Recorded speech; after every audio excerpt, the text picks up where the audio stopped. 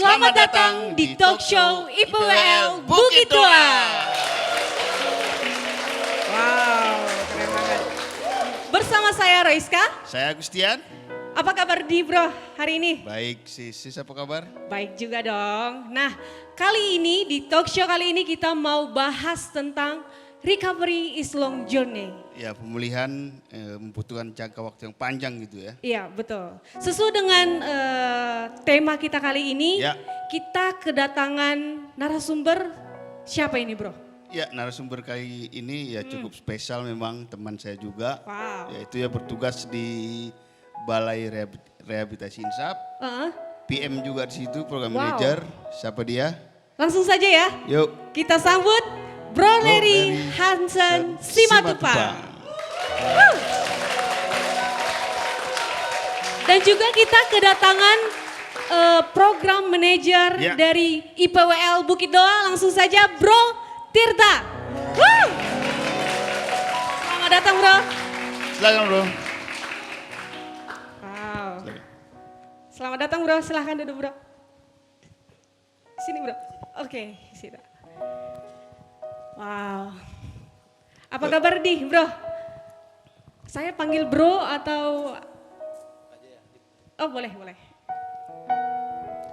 Kalau kita tinggal di Medan, panggil abang aja lah ya. Wih. Tapi jangan ditambah abangnya, abang saja. Gitu. Abang saja. Iya. Abang saya enggak? Jangan. Abang ketemu gede. Bagaimana kabarnya abang? Wes, keren banget. Luar biasa. Luar biasa. Iya. Bro, Saya nggak dipanggil abang juga gitu. Oke, kabar saya baik sister. Wow. Sister gimana nih? baik Makin sekali. glowing aja Aduh, kelihatannya. terima sister ya. kasih. Wow. Jadi langsung saja. Ya. Ya gimana bro aktivitas di Balai Insaf bro sebagai PM hari ini? Ya, mungkin kalau kata peribahasa tak kenal maka tak Saya. sayang, tak sayang maka tak kawin. Jadi kita kenalan dulu ya. Saya perkenalkan diri dulu. Ya. Saya Leri Hansen Simatupang, ICAP 1 MPSSP. Saya program manager di primary di BRSKPN, Balai Rehabilitasi Korban Penyalahgunaan Nafsa Insaf, itu milik Kementerian Sosial. Saya juga supervisor klinis untuk rehabilitasi yang akan distandarisasi. Iya. Kemudian saya juga asesor untuk SDM di IPWL gitu. Wow. Keren banget. Dan di sini juga Selanjutnya. yang Oke. keren, gak kalah keren juga, yaitu program manager dari IPWL Bukit Doa. Selamat apa nih? Aku jadi agak grogi sedikit nih di samping program manager yang lebih berkelas kan. Iya. Dia bro ini supervisor saya juga di sini, supervisor clean saya di sini gini. Oh gitu ya. Oh iya. Jadi ya banyak belajar juga sih dari Bro Leri di sini. Berarti bro Leri luar biasa gitu ya. Sangat luar biasa kalau menurut saya gitu. Luar binasa. Luar binasa. Oke. Sebelum kita membahas lebih dalam lagi nih bro, kita mau tunggu teman-teman kita datang dulu di live kita di Facebook kita di Betul sekali. fanpage IPWL Bukit Doa tentunya. Oke ya. Sebelum itu teman-teman bisa share gitu ya, share ke teman-temannya, share di grup WhatsApp, Iya. grup arisan. Arisan. Iya. Grup apa lagi? Permainan juga. Iya betul, grup-grup nongkrong-nongkrong juga biar bisa Ya, terserah gabung. lah. Iya. Terserah lah pokoknya di grup apa aja gitu. Iya betul sekali. Sambil menunggu kita sambut dulu Satu buah lagu. dari Bro Kiki dan Sis Joyce.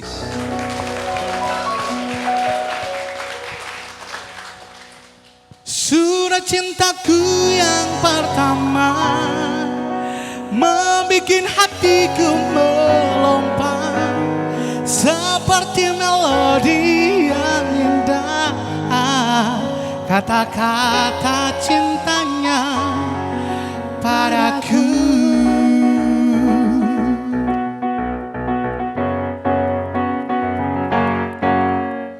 Hari ini ku gembira melangkah di udara. Pak Bos membawa berita dari yang ku damba. Sepucuk surat yang wangi warnanya pun merah hati. Bagai bingkisan pertama, tak sabar ku buka.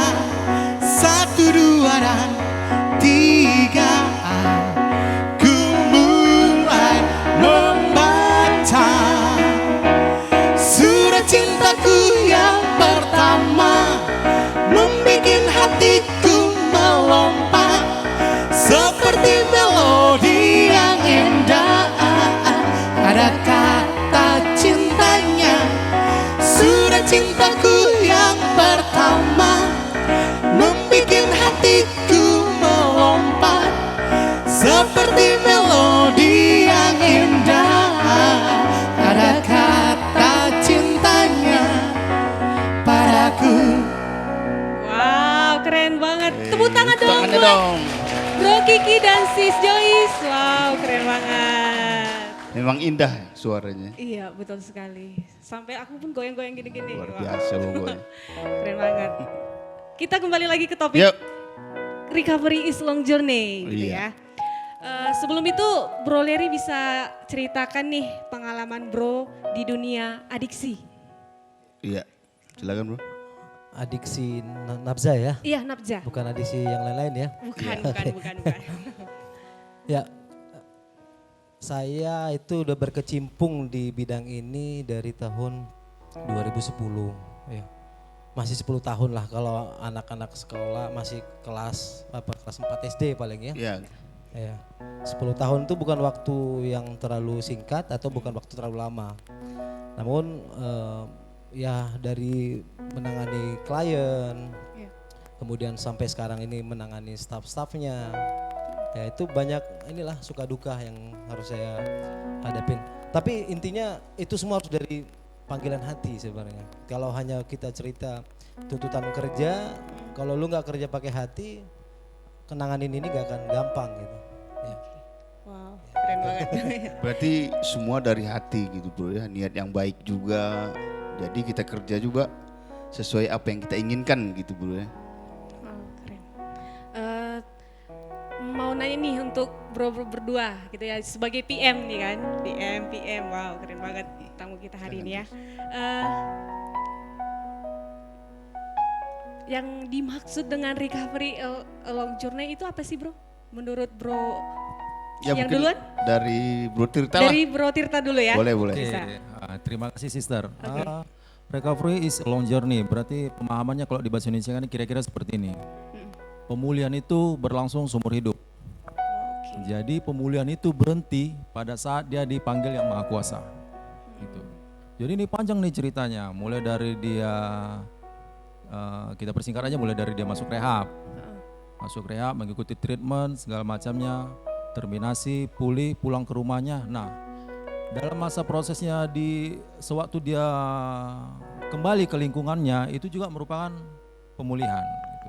Bagaimana dia menjaga rasa inginnya itu yang lama-lama. Iya. Bagaimana juga dia menjaga attitude-nya, perilakunya yang buruk sebelum dia mengikuti treatment. Iya. Nah, itu berlangsung sampai dia seperti saya bilang tadi, seumur hidup, sampai dia dipanggil Yang Maha Kuasa, sampai dia memang selesailah fungsinya di dunia ini. Gitu. Karena nanti banyak godaan, silih berganti datang sesuai mengikuti umurnya lah. Tapi yang jelas recovery is long journey itu pemulihan seumur hidup. Itu sister. Oke, jadi memang berat sekali ya Iya. recovery addict. Ya cukup Memang- berat sih bro, karena begitu kita melangkah selesai dari fasilitas rehab ini, kita melangkah keluar itu godaannya udah banyak. Nah bagaimana Pak kita ini semua bisa bertahan dari kejatuhan itulah, kembali ke perilaku kita yang dulu lagi itu. Bagaimana kita bertahan, bagaimana kita mengelola rasa inginnya supaya kita tetap pada tujuan yang pertama ini untuk pulih gitu. Gitu bro. Ya bagus sekali memang jawaban dari Bro Tirta. Ya kita beralih ke Bro Leri mungkin. Iya. Silakan bro. Ya, terima kasih pertanyaannya ya. Kalau kita cerita recovery is long journey, pemulihan itu perjalanan yang sangat panjang ya. Kalau kita lihat route jalan itu, ada nggak jalan itu terputus? Terputus sampai kemana? Endingnya nanti laut kan. Artinya kalau kita bawa mobil, kalau endingnya adalah laut, nyebur, apa yang terjadi sama kita? Bisa meninggal ya, bisa resiko bahaya lainnya. Ya sama seperti pemulihan, seperti kita mengayuh sepeda deh. Kalau kita ngayuh sepeda, sekali aja kita berhenti mengayuh, maka apa yang terjadi? Kita jatuh. Nah itu yang filosofi ini dibawa sama si Richard Beavis ini betul-betul luar biasa ya, orang dari top sana, orang TC. Pemulihan itu sesuatu perjalanan yang sangat panjang. Ketika lu berhenti sekali aja, maka kita akan jatuh. Perhatikan, kecuali rodanya 4 ya. Kalau sepedamu rodanya 4 ya kita mungkin nggak akan jatuh kan. Ini kita cerita normal ya. Sepeda 2 roda gitu.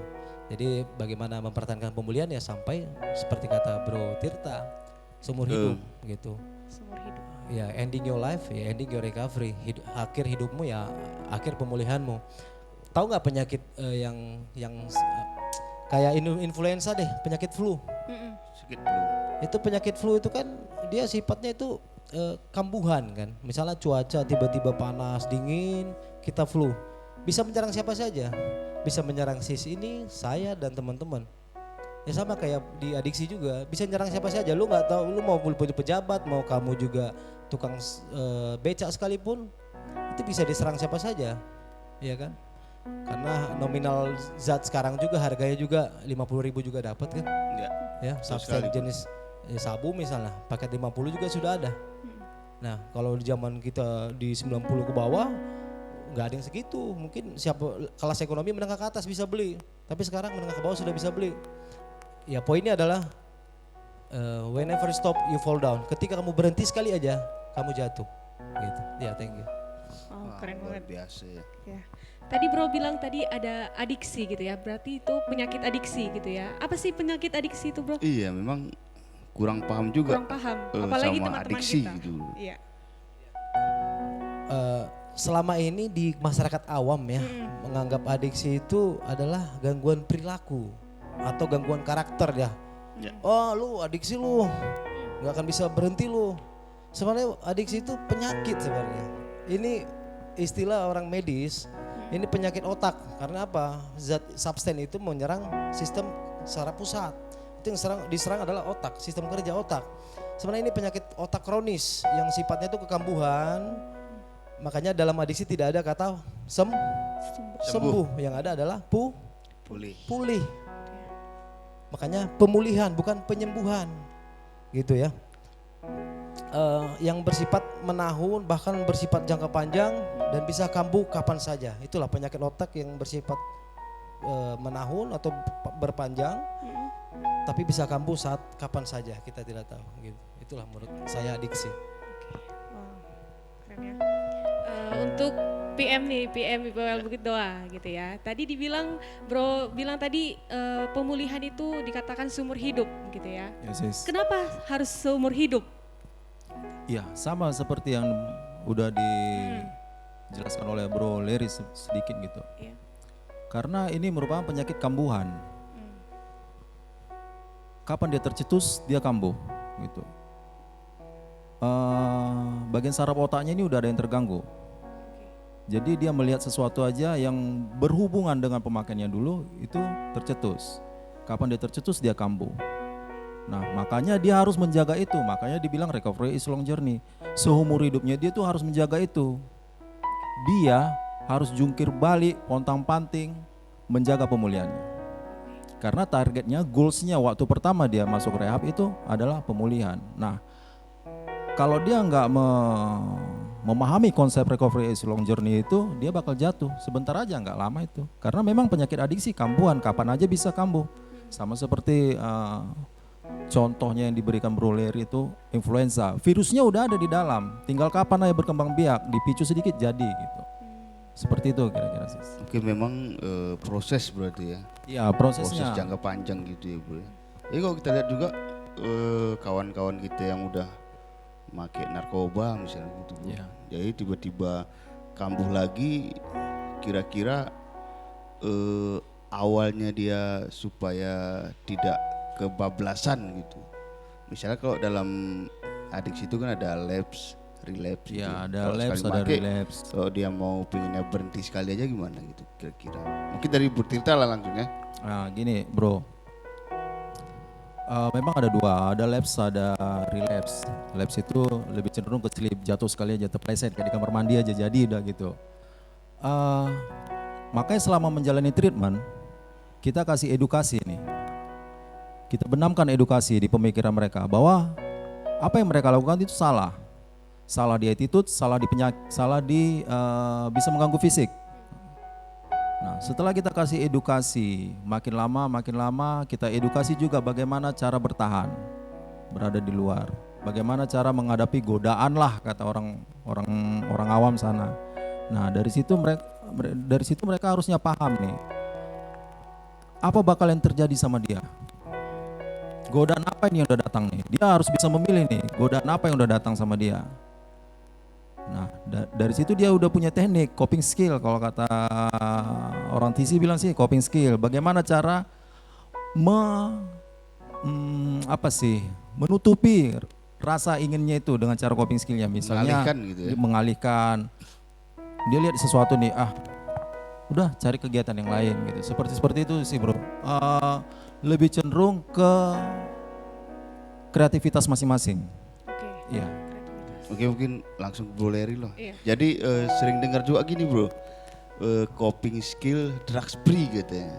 Mungkin Bro Leri bisa jelaskan ya, ada hubungan juga dengan relapse gitu. Silakan bro. Ya, cerita coping ya. Coping itu kemampuan mengatasi sebenarnya ya.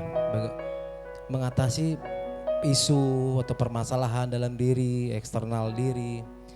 Jadi setiap orang pasti punya coping berbeda-beda ya. Belum tentu ketika saya misalnya putus dengan percintaan saya, pacar saya, coping saya mengatasi masalah itu, keahlian mengatasi masalah itu berbeda dengan yang sister lakukan atau bro dan lakukan dan atau teman-teman lakukan.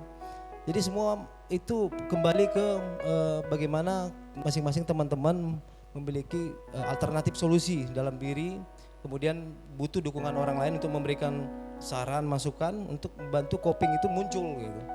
Jadi kalau kita berharap coping itu dalam diri sendiri aja kurang mumpuni lah. Perlu kita support pendapat, masukan, feedback dari teman-teman, saudara, keluarga, supporting system lah, istri atau anak mungkin, ayah jangan pulang malam lagi ya. Ya kan?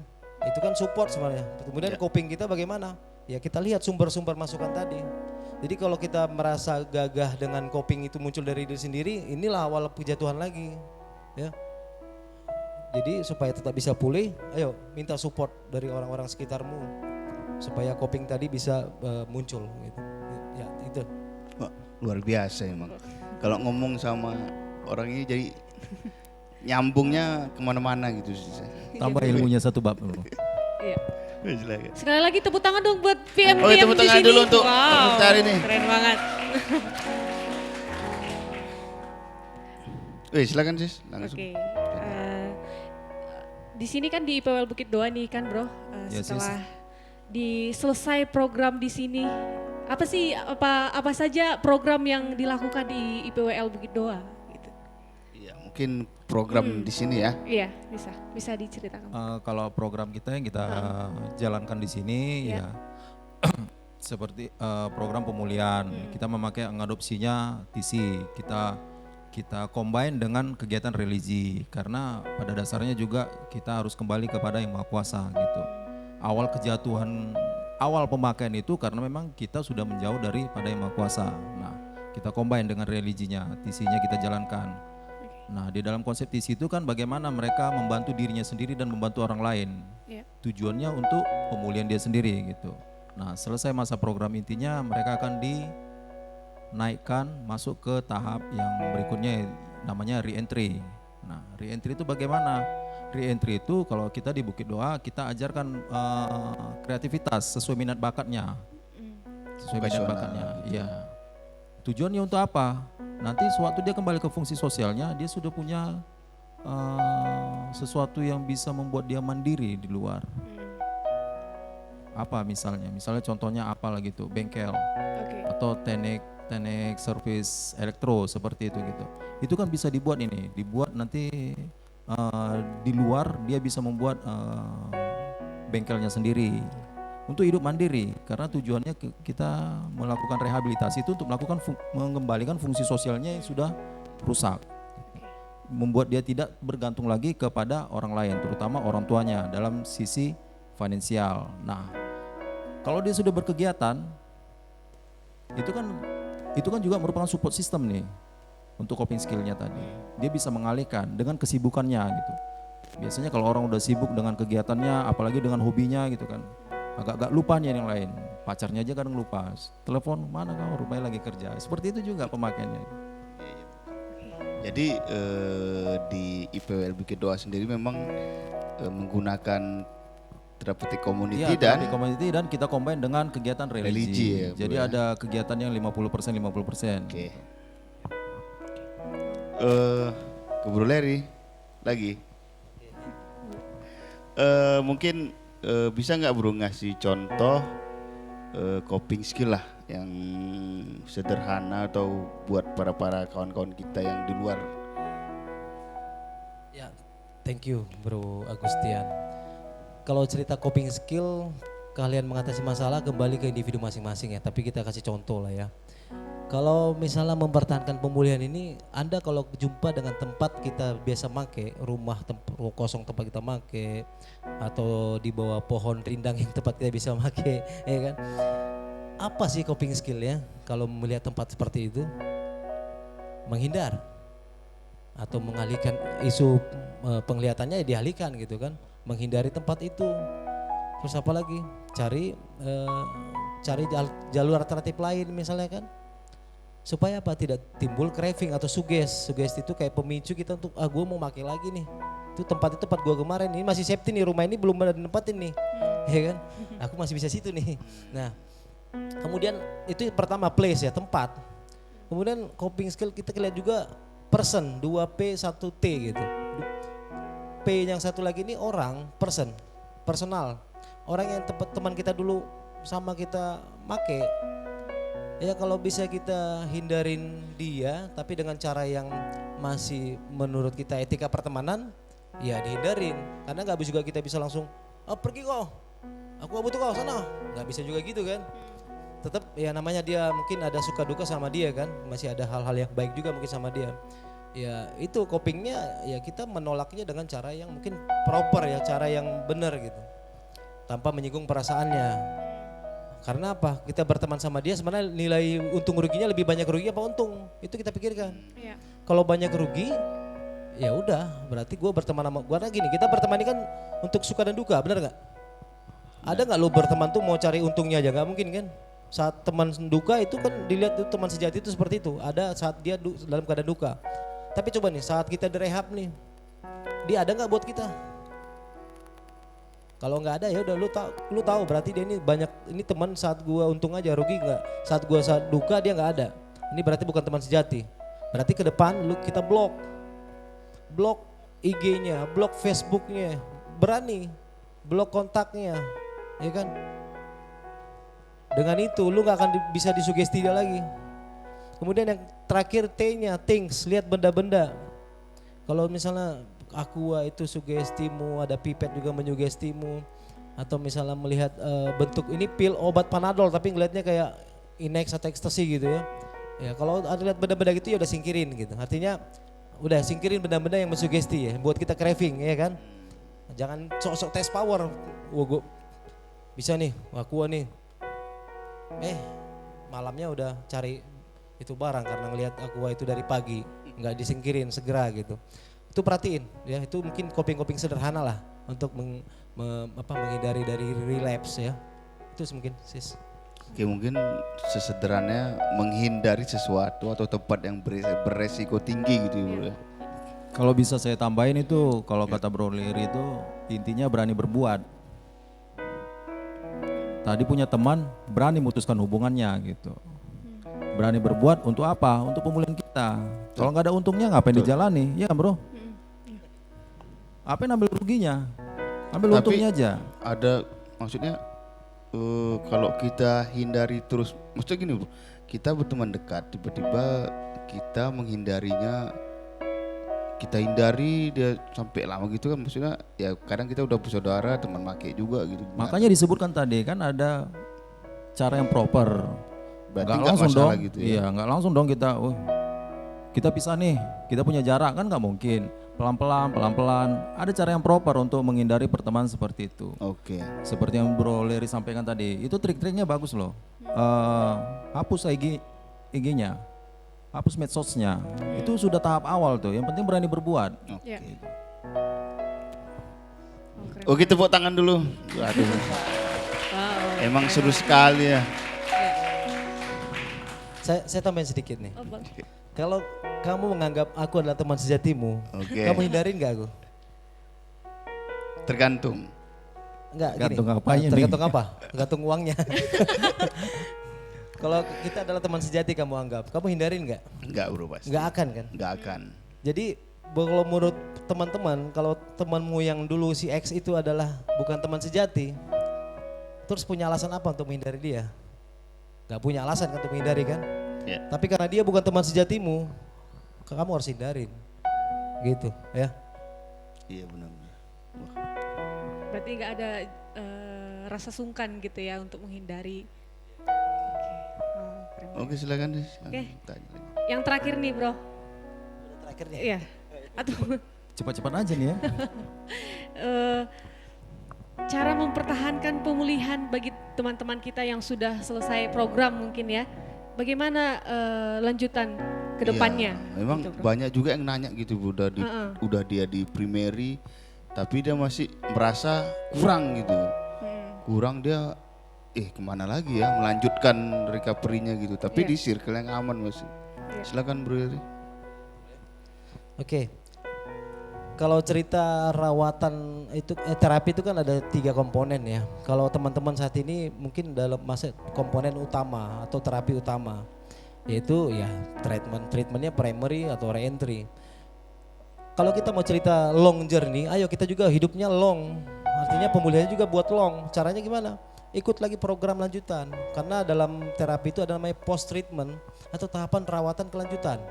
Ini kita sugesti teman-teman untuk ayo ikut. Kenapa? Di situ kita akan belajar relapse prevention, bagaimana mencegah kekambuhan, bagaimana kita dipersiapkan untuk menuju lingkungan sekitar masyarakat kembali, ya, tanpa kita takut di stigma, tanpa takut di nettingin lah gitu ya. Nah, jadi itu dipersiapkan kita karena pasca rehab ya milik Kemensos, milik BNN, milik Kemenkes atau milik swasta itu memang selalu ada di lingkungan masyarakat. Karena memang itu dilatih untuk berhidup bersama masyarakat. Kalau pasca rehabnya masih di model di jeruji isolasi itu bukan pasca rehab. Itu masih ya treatment awal kan gitu. Kemudian setelah kita belajar relapse prevention pencegahan kambuhan, kita juga belajar di situ untuk bagaimana berdikari, kita mandiri gitu ya. Kita mandiri secara ekonomi, secara sosial ya. Teman-teman dilatih kewirausahaan seperti itu, dilatih untuk membuat sesuatu yang menghasilkan nilai ekonomis. Jadi bukan hanya buat-buat tapi tidak bisa nilai jual juga. Kan percuma kan, hanya habisin waktu dan tenaga. Ya bisa membuat karya sesuatu tapi bisa nilai jual ekonomis. Untuk apa? Untuk teman-teman juga, untuk bantu-bantu biaya hidup kan di aftercare. Atau pasca rehab kan gitu. Kemudian ada juga yang modelnya pasca rehab itu ya melatih untuk menjadi seorang konselor. Artinya Anda jadi pendidik kembali ya rekan-rekan Anda yang masih menjalani treatment. Kenapa konselor itu jadi fokus utama juga? Karena dengan Anda konselor maka Anda akan bertahan dengan diri Anda juga terhadap pemulihanmu. Bagaimana gua ngasih feedback ke orang untuk berhenti pakai sementara gua masih pakai? Benar nggak? Lu jangan curi lu, sementara gua pencuri. Gitu ya. Nah, yaitu kelas konselor di pasca rehab itu memang sengaja dibangun ya untuk supaya teman-teman tuh jadi role model lah dalam pemulihan. Ya. Gitu ya. Gitu. Terima kasih. Wow, keren. Jadi intinya ujungnya tuh keteladanan gitu Bro ya. Ada keteladanan. Atau mungkin ada tambahan dari Bro Tirta lagi. Bro Tirta? Nggak lengkap jadinya kalau nggak Iya. dari Bro Tirta Iya. kan. Kayaknya udah diambil semua dari Bro Leri gitu kan. Dibagi. Iya. Karena memang program kegiatan pasca rehab itu sangat penting mendukungnya. Karena ini program inti, program yang berada di dalam fasiliti. Pasca rehab itu bagaimana dia seperti menjaga circle-nya lah gitu. Iya. Banyak yang bisa dilakukan di Iya. pasca rehab seperti yang Bro Larry bilang. Ada yang mau jadi konselor, ada mau jadi apa? Seperti kursus-kursus yang keahlian yang lain lah gitu. Bagaimana dia menciptakan jadi apa? Lebih mandiri. Iya. Baik dari sisi finansialnya, sisi psikologisnya dan macam-macam gitu. Itu yang mau dibangun untuk menjaga pemulihannya tadi. Oke, thank you bro. Wow, keren banget. Oke, Tepuk tangan dulu sekali tepuk tangan lagi. dulu dong. Wow. Jadi sis, kita ngasih kesempatan juga sama kawan-kawan kita. Iya. Jadi biar lengkap juga gitu. Iya betul. Silakan mungkin sis yang pilih atau tunjuk tangan gimana? Ada yang mau bertanya? Silakan. Kalau enggak biar pulang kita. Oh banyak. ada banyak tuh. Wow. Dari Siapa sana. ya? Ada di sana. Oke silakan. Silakan. Terima Perkenalkan nama, ke siapa ditanya? Siap, terima kasih. Nama saya Andrew. Untuk pertanyaan untuk Bro Larry sama Bro Tirta mungkin. Ya. Saya pernah dengar istilah test power nih. Untuk mengetahui seberapa kuat pemulihan kita itu sebenarnya mitos atau penting gak sih bro? Test power dalam arti kata mengunjungi teman yang sedang memakai gitu bro. Ya mungkin itu saja, terima kasih bro. Oke tepuk tangan dulu dong. Oke pertanyaannya tes power dulu. Oke silakan. Ya, saya coba ya, kita sharing ya. Siapa itu namanya Andrew ya? Andrew. Pakai white nggak? Nggak pakai white ya, Andrew White artis ya. Oke Andrew, ini pertanyaan menarik sekali ya. Kalau kamu cerita tes power ini perlu diuji nggak ya? Perlu dilakuin nggak ya? Kembali ke dirimu Andrew. Kalau kamu merasa belum sanggup mau tes kekuatanmu, belum sanggup nih, nggak usah diuji. Tapi kalau lu udah merasa sanggup, uji. Artinya gini, lu kalau mau ujian, lu nyiapin perlengkapan ujian nggak? Pulpen, pensil 2B, papan mungkin siapin kan? Ada nggak orang mau ujian nggak nyiapin peralatannya, ada nggak? Ada nggak? Pasti gagal kan? Ya, Pasti gagal ya. Kalau ujian nggak bawa perlengkapan, Gagal. nggak bawa kartu, pasti suruh pulang. ya, Nah sama kayak ujian ini bro, gue mau coba, gue bisa nggak ya? Dia kalau lihat dia make bisa nggak ya? Kalau merasa senjatamu belum kuat untuk ngadapin itu, mending nggak usah ikut ujian, nggak usah diuji dirimu. Tapi kalau kamu merasa sanggup, aku udah yakin, aku udah selesai program sampai aftercare, aku calon konselor di sini. Gue mau buktikin, gue bisa. Why not? Silakan. Gitu. gitu ya bro. Oke bro. Coba aja gitu ya. Jadi Punya keyakinan diri sendiri atau enggak gitu kan? Jadi Andrew hati-hati kalau nggak sanggup janganlah. Iya, Karena ya terus terang saya pun kalau jalan-jalan gitu tengok cewek cantik kok nggak sanggup nggak dilihat bahaya nanti Gagal nih gitu. ya. jatuh cinta jadi Iya, bro, gitu. iya. Gagal goals Bisa, hidup bro. ini kan. Gagal pokoknya. Oke mungkin dari Bro Tirta sedikit lah tambahan. Ya, tes power itu lebih seperti begini ya, Bro Andrew. Mungkin contohnya kalau tadi ujian.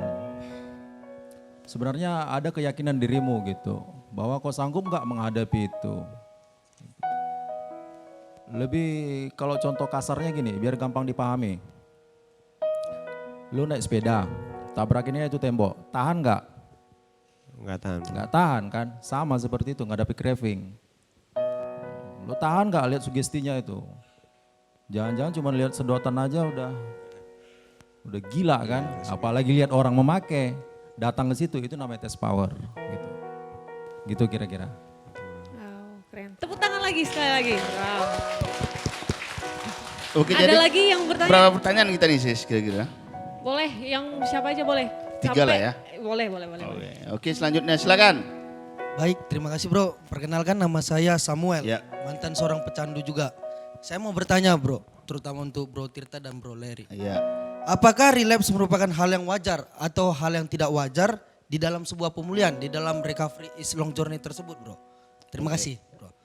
Terima kasih Bro Samuel. Kasih tepuk tangan dong. Langsung saja dijawab. Bagus pertanyaannya. Iya. Nanti tunggu Bro situ ya. Tunggu aja. Ada rewardnya di situ. nih. Makan sama kita. Bayar masing-masing. Bayar dia sendiri. Tapi gak ada uang bro di sini bro. Oke, saya coba menanggap kita sharing ya. Samuel, kalau cerita relapse itu apa? Itu bagian dari pemulihan ya. Part of recovery. Jadi kalau tidak ada relapse dalam pemulihan, itu pemulihannya juga belum mumpuni gitu. Artinya kayak tadi, Anda mengayuh sepeda, pasti belajar bawa sepeda pasti jatuh dulu kan. Maka Anda bisa bawa sepeda, benar gak? Nah sama kayak pemulihan, pasti kita jatuh dulu, maka kita akan bisa bertahan pandai bawa sepeda atau pandai bawa pemulihan kita sampai ke ujung jalan hidup ini. Kan gitu. Jadi wajar saja kalau relapse itu terjadi, itu hal yang wajar Samuel. Karena itu bagian dari pemulihan. Namun banyak orang mengasumsikan, oh kalau gitu gue relapse Iya, aja deh. Karena itu kan benar. bagian pemulihan. Nah iya kan? Salah kaprah gitu ya, Bro. Nanti pulang dari Bukit Tua aku relapse lagi lah. Orang bagian pemulihan kok. Artinya berarti kamu belajar bawa sepedanya gak mau pintar-pintar bawa sepedanya. Mau jatuh terus kan gitu. Kalau mau jadi seorang atlet bawa sepeda ya harus jatuh sekali ya sudah. Pintar bawa terus. Artinya ketika kamu udah jatuh sekali, bawalah pemulihanmu untuk terus seperti atlet bawa sepeda. Whenever you stop, you fall down. Ketika kamu jatuh, ketika kamu tidak mengayuhnya, kamu jatuh. Ya, jadi ayo. Kalau sudah jatuh, tahu sakitnya, tahu susahnya, tahu beratnya orang tua, istri, anak menghadapi ini. Mau terus seperti itu kondisinya. Artinya apa pembelajarannya? Apa yang didapat dari rehab? Pulang Bukit Doa, udah, aku jadi seorang ahli yang ahli dalam pemulihan. Aku nggak mau jatuh lagi. Nah gitu. Terima kasih bro. Oh, tepuk tangan dulu dong untuk gue. Ada tambahan bro? Tapi gini juga nih, kadang ada dilema juga dari apa ya, dari pemahaman seperti itu Bro Larry. Memang recovery itu bagian, recovery is a part of, relapse is a part of recovery. But how about stigma gitu kan? Kan kita menghadapi sosial kembali di masyarakatnya. Nah kebanyakan stigma yang terjadi, mereka nggak mengakomodir tuh relapse itu bagian dari pemulihan gitu. Kalau dia ada relapse lu jatuh lagi, berarti lu nggak berhasil nih treatmentnya. Berarti dia jangki lagi, make lagi, brengsek lagi gitu kan. Padahal itu merupakan bagian dari pemulihan tadi. Nah di situ kadang perlunya kita edukasi ini kepada masyarakat. Skop kecilnya kita lakukan FSG, Family Support Group. Bagaimana mengasih pemahaman bahwa relapse itu memang bagian dari pemulihan. Jadi Bapak Ibu jangan takut kalau anaknya jatuh sekali dua kali, itu memang itulah bagian dari pemulihan. Karena memang udah terganggu nih sisi kognitifnya gitu. Otaknya udah diserang nih, udah nggak seperti ciptaan Tuhan dulu lah gitu. Jadi memang itu udah bagian dari pemulihan. Bagaimana kita mengedukasi keluarga, bagaimana kita mengedukasi masyarakat bahwa memang itulah bagian dari pemulihan dan jangan ditakuti. Harus kita dukung, support. Kalau enggak, memang jadi brengsek anak itu kalau enggak disupport gitu. Iya betul. Seperti itu, sister. Ya intinya memang keluarga itu partner recovery gitu Bro. Iya. Harus paham juga isu-isu adiksi. Jadi memang supaya bisa merangkul anaknya Anak yang itu makanya kita beri mereka edukasi. Benar. Masyarakat juga kita kasih penyuluhan, kita kasih edukasi, termasuk klien itu sendiri, objeknya langsung. Ya. Oke, mungkin pertanyaan selanjutnya. Ya, langsung saja ada yang mau bertanya lagi? Oke, Boleh, silakan. silakan. Thanks. Selamat sore bro. Enggak, bentar. Kayak kurang makan nih. Tes. Yang semangat dong. Masa Segede mau gini nanya kurang nggak makan gitu ya. Kalau postur ini bukan kurang makan sebenarnya. Oh iya. Itu kayaknya nyindir kita nih. Iya bro, nama saya Peter bro. Ya. Sini saya mau bertanya bro. Tadi ada dibahas tentang support keluarga dalam sebuah pemulihan seumur hidup. Seberapa pentingkah support ini bagi kami bro? Jika kami tidak dapat dukungan keluarga, apakah pemulihan kami otomatis buruk? Terima kasih bro. Oke, terima kasih. Terima Victor, kasih. Tepuk tepuk tangan. tangan dulu.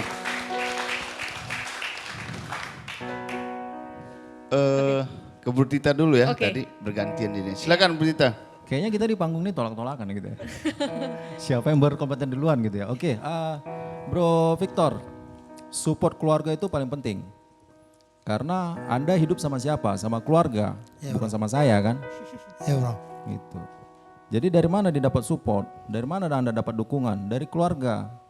Nah, bagaimana menghadapi relapse? Bagaimana menghadapi recovery yang berkepanjangan? Ada keluarga di belakang.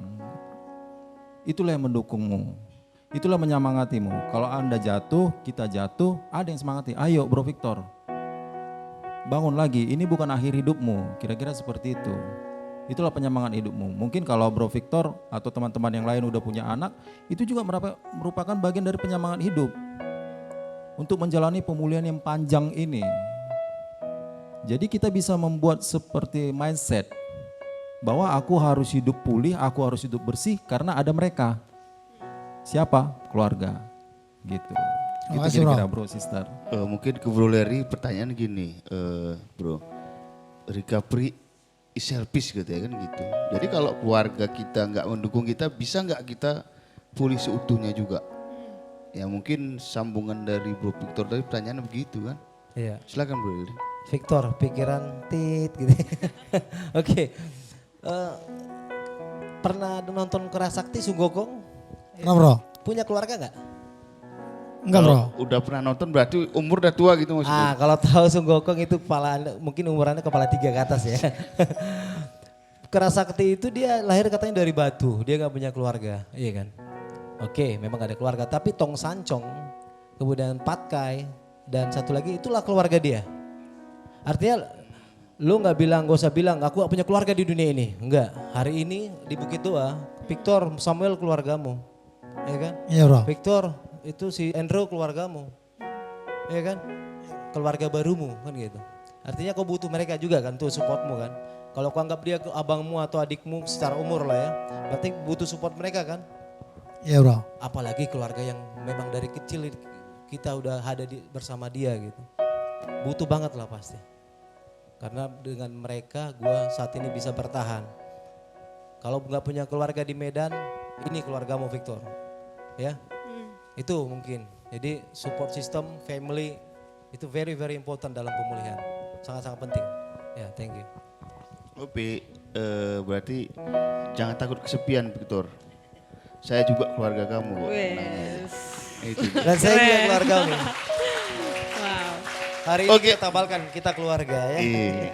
Mungkin kita udah di ujung acara Jalan. sis. Iya, betul. Ya Bro Larry kayaknya pengen lama-lama gimana nih? Bagaimana ya? Kwitansinya kurang nanti Bro. Oke, kita udah di ujung acara. Terima kasih kepada pembicara kita Bro Larry terutama dan Bro Tirta juga. Sama-sama brother.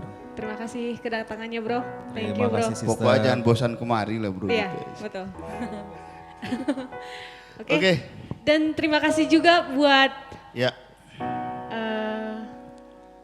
teman-teman yang sudah ikut gabung di live kita. family kita. Iya, di family kita juga. Terima kasih banyak sekali. Dan juga teman-teman yang di sini sudah menghibur juga. Terima kasih sis bro. Ya mungkin akhir kata dari kita. Wassalamualaikum warahmatullahi wabarakatuh. Kita sama-sama stop narkoba ya. Oke. Oke, biar kompak. Ini Stop Bro, narkoba stop gitu ya. narkoba. Oke ya. Kawan-kawan juga dong, Iya. family Dan semua. kawan-kawan yang di sini juga ya. Sama-sama kompak ya. Semangat ya. Semangat ya semua ya. 1, Siap? 2. Tunggu dulu bro. Oke. Pakai masker dulu. Ui. Protokol.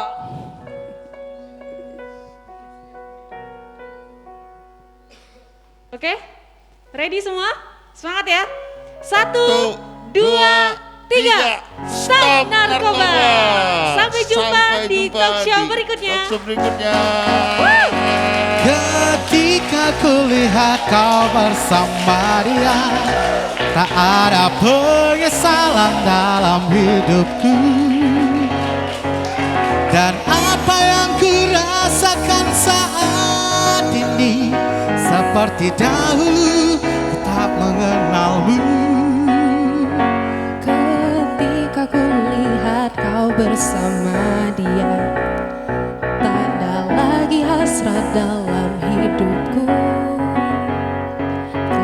kepada dirimu yang dulu tercinta.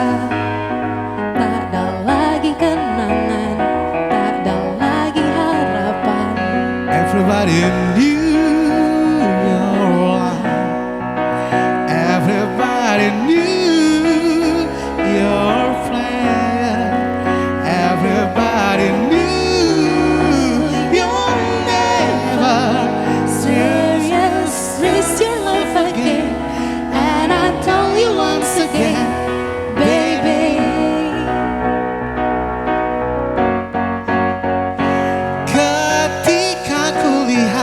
kau bersama dia, tak ada penyesalan dalam hidupku. Dan apa yang ku rasakan saat ini, seperti dahulu ku tak mengenalmu. Ketika kulihat kau bersama dia, tak ada lagi hasrat dalam hidupku. Kepada dirimu yang dulu tercinta, tak ada lagi kenangan, takkan lagi harapan. Everybody knew You're a liar. Everybody knew